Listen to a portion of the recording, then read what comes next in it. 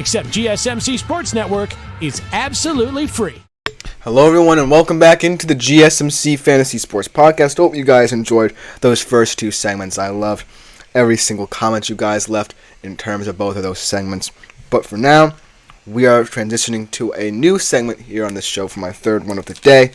My personal picks, some of my favorite games of the weekend slate. My picks for Week 5. And potentially this could also give you some advice if you're looking to bet on some of these games. Now, all four of the games compiled are interesting in that they're either fascinating divisional games or they're just games where I feel like both teams are evenly matched. There are two that are actually the divisional games and two that are, more fascinating AFC or NFC matchups. Without further ado, let's jump right into them. Starting off with perhaps the best game in terms of divisional games of the weekend. Ravens-Bengals. Baltimore, 2.5 point favorite at home, over under 51. So, odds makers, Vegas, so to speak, expecting kind of a shootout here. And going off of what we've seen from both of these teams, it's tough for me to expect Cincy to really match up what will be seen from Baltimore's offense. But when I think about both of these teams and both of their profiles, I still think that, on the defensive side of the football, we haven't seen the best from Baltimore. I know it's funny to say after perhaps the best defensive performance of any team this season against Buffalo, but I still think they can be exploited vertically, so to speak. I think that Buffalo is kind of a more play-it-safe approach right now in terms of protecting the football, and so they haven't really faced a team like the Cincinnati Bengals where they are kind of pick and choosy in how they extend the field. Where they can extend the field at any time with guys like Chase and Higgins. So you better watch out if you're Baltimore. That being said, I'm really shocked at what Derrick Henry brings to this Baltimore offense. I thought that just bringing in one back, albeit an aging one, but he has been, as Andre said, can I hear your thoughts on my parlay?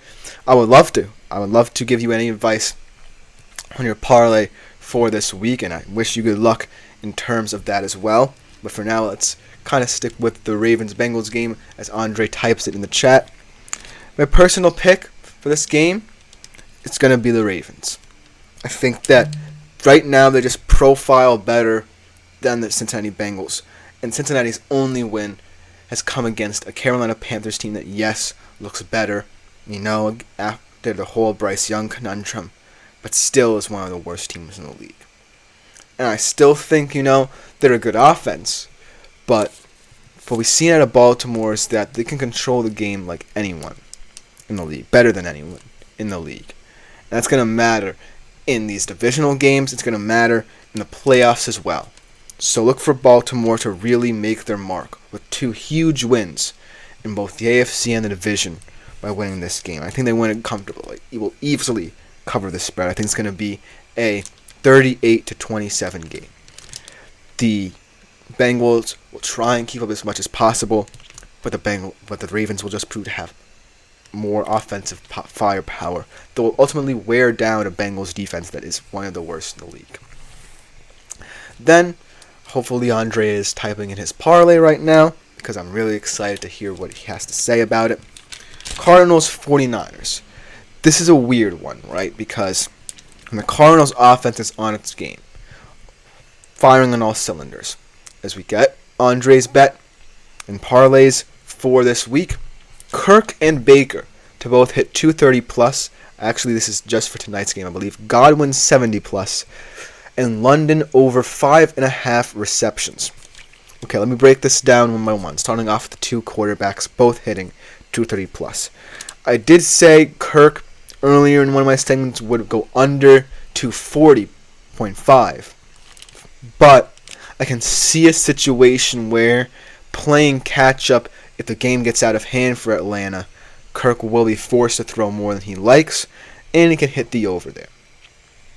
Baker, I'm not worried about, because Baker has two of the best wide receivers in the league, and he's playing with an energy or rejuvenation right now like he can't be stopped. So that bet, pretty much likely to hit for your parlay. And the second one, Godwin going 70 plus. I think that one's an interesting one because he has been, if you want my opinion, the better receiver out of both him and Evans throughout the season. He's been opportunistic in the routes he's been running. He's been opportunistic in the targets he's been receiving. And most importantly, in games like this, he really can make the difference as that second receiver who can wear you down rather than just one superstar receiver like Evans. So, that being said, it's going to be tough to, see him matching Evans target for target throughout this game. But I can see a world where Baker's going to be fired up, want to throw the ball early and often, and Chris Godwin's becoming perhaps his favorite target right now. It's crazy to say with Mike Evans still there, but he has emerged as someone who has really improved through that relationship with Baker. So that could be someone that I'm a little worried about, but I still think has at least a 60 to 70% chance to hit on. And the London one, I think the London one should hit, especially if Kirk is looking for him in the red zone. It's going to depend on how many drives for Atlanta get to the red zone, but Drake London has proved to be the guy that Atlanta would like to have as a red zone threat. He's not necessarily the wide receiver one they imagined him to be, but he is still someone they value on the offensive side of the football when it's situational time for their offense. So I think that bet will hit if only Atlanta gets enough drives that matter in this game. They keep it close and say in the late third to early fourth, if they're trying to chip away at a deficit, then London will get a lot of targets. But this I like because you're aware both of these quarterbacks have the weapons. You're aware that the weapons are used in many different ways, especially London. Most importantly, you took stock of how this divisional game could play out. Because, like I said, this game could go either way. As Andre said, is Bijan playing? Actually, I wouldn't know if he's injured because I did not necessarily, as I was researching for the show, get word that he would be. But if he is playing, then he also is someone who is going to bet. I see no reason as to why he wouldn't play based off of what I've heard from injuries. But thank you for letting me know. As Andre said, short week with a hamstring injury. Do you think they play it safe and feed Algier more? I actually did not know he sustained a hamstring injury that week. But either way, they have not necessarily fed Algier more, but Algier's touches have meant more for this Atlanta Falcons offense. They look like they've kept them more in schedule. So we'll see. If Bijan with that hamstring injury, like you say, I'll take your word, is hindered, then they're going to get Algier in the game, and Algier, proves that he's a worthy RB2 in that system. But Bijan is still a piece of this offense that you can't ignore. You know what I mean? He's someone that you have to account for if you're the head coach like Raheem Morris. But it's an interesting storyline, so thank you for bringing it up, Andre. But in terms of going back to the Cardinals-49ers game here, San Francisco 7.5-point favorites, that feels right. 49.5 points. The reason why I like this game, and it could be an either war, as Andre also says, bro, I can't believe Kanan got the hat trick the one game I bench him.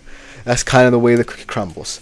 I mean, I really thought that K9 would not have a good game in that game because of him coming back from the oblique, but he proved me wrong.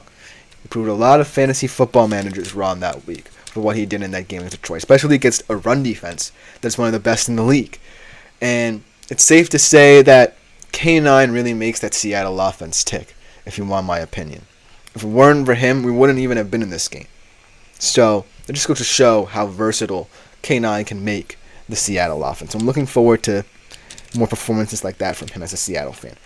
But really quick here for the Cardinals-49ers game, it's an easy 49ers win if the version of the Cardinals offense that showed up against Commanders comes into the San Francisco Stadium. Bills-Texans, another easy one. Houston actually favored in this one, 1.5. I think the Bills will cover, win outright, rather, because I just can't deny Josh Allen's abilities. I don't think he's going to have yet another stinker after another one. I don't think he can have two consecutive stinkers, even though I still think he'll, quote-unquote, underperform in this game. And last but not least, an interesting game, Colts-Jags. Jacksonville, 3-point favorites at home, over under 46.5. This is going to be a weird one because we don't necessarily know. We'll talk about this a little bit later in the show about Anthony Richardson's situation.